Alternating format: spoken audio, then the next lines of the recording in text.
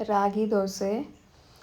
ಇದು ಹೇಗಂದರೆ 1 ಕಪ್ ಹಿಟ್ಟು, ರಾಗಿ ಹಿಟ್ಟಿಗೆ 2 ಕಪ್ ವಾಟರ್ ಆ ಥರ ತೊಗೊಬೇಕು. 1 ಕಪ್ 2 ಕಪ್ ತೊಗೊಂಬಿಟ್ಟು 10 ಮಿನಿಟ್ಸ್ ಇದನ್ನ ಹಾಗೆ ಮುಚ್ಚಿಡಬೇಕು. ಮುಚ್ಚಿಟ್ಟಾದ್ಮೇಲೆ ಈರುಳ್ಳಿ ಮತ್ತು ಹಸಿಮೆಣಸಿನ ನೀಟಾಗಿ ಚಿಕ್ಕದಾಗಿ ಕಟ್ ಮಾಡಿ ಹಾಕಬೇಕು. ಆನಿಯನ್, ಗ್ರೀನ್ ಚಿಲ್ಲಿ ಚಿಕ್ಕದಾಗಿ ಕಟ್ ಮಾಡಿ ಹಾಕಿ 1 ಮಿನಿಟ್ ಕ್ಲೋಸ್ ಮಾಡಿ ಈ ರೀತಿ ಓಪನ್ ಮಾಡಿ ನೀಟಾಗಿ ಹಾಕಿಬಿಟ್ಟು oil hockey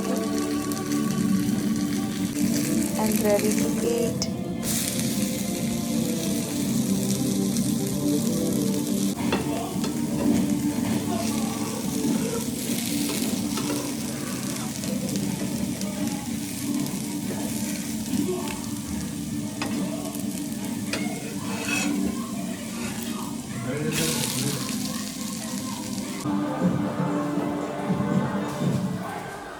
Thank you for watching.